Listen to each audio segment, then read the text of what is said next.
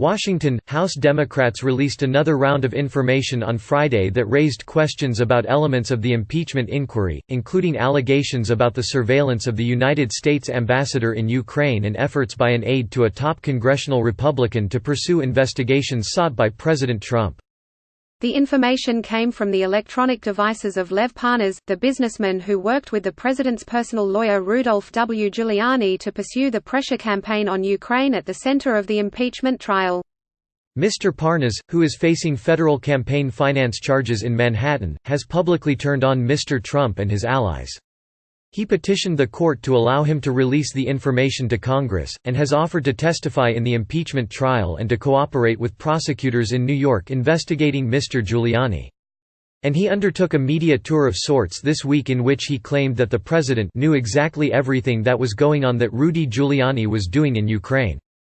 House Democrats have been releasing the contents of Mr. Parnas's devices over the past week in an effort to bolster their demand that witnesses be permitted to testify in the Senate trial.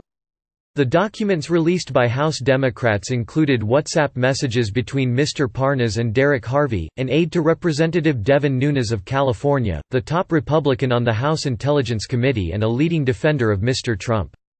Mr. Nunes has suggested that Mr. Trump and his allies were justified in pressuring the Ukrainian government to investigate former Vice President Joseph R. Biden Jr., his family and Ukrainians who released information about Mr. Trump's 2016 campaign chairman, Paul Manafort.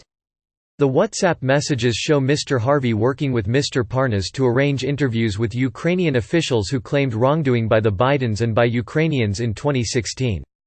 The messages also suggest that Mr. Harvey, a retired Army colonel who previously served on the National Security Council under Mr. Trump, met at the Trump International Hotel in Washington with Mr. Parnas, Mr. Giuliani and John Solomon, a conservative journalist who worked closely with Mr. Parnas on articles that injected the Ukrainian officials' claims into the conservative media, reinforcing the pressure campaign. The message exchange between Mr. Parnas and Mr. Harvey appears to include the passport of Mykola Zlochevsky, the oligarch owner of Burisma, the Ukrainian gas company that paid Mr. Biden's son, Hunter Biden, as a board member.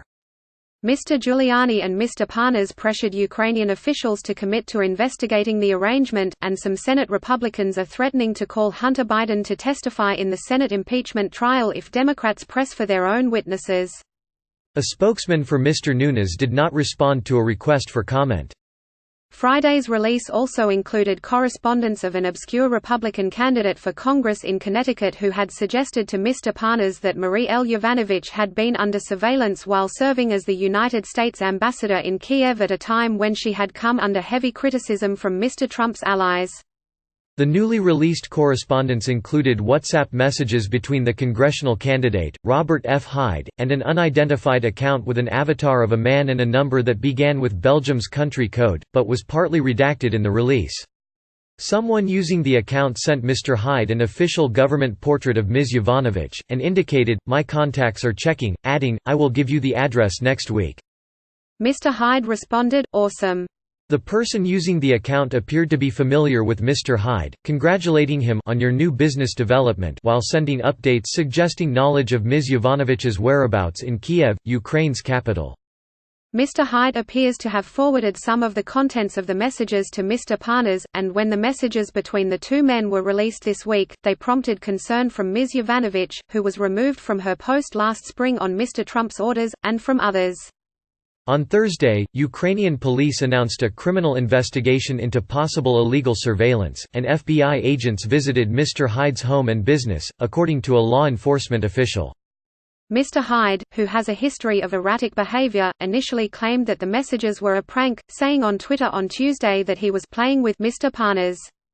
On Friday, though, Mr. Hyde posted a profanity-laced video and several messages on social media in which he identified Anthony DeCalue as the source of the information about Ms. Yovanovitch, calling him "some intel guy." Mr. Hyde speculated that Mr. DeCalue may have been manipulating him in an effort to set Trump up. An Anthony DeCalue with a Belgian phone number that matched the portion of the number visible in Friday's release did not respond to a request for comment, nor did Mr. Hyde. Mr. Hyde encouraged Democratic impeachment investigators to look into Mr. DeCalue and said, "I'm sure if I disappeared or died or they gag order me, they're going to use me as a smoking gun."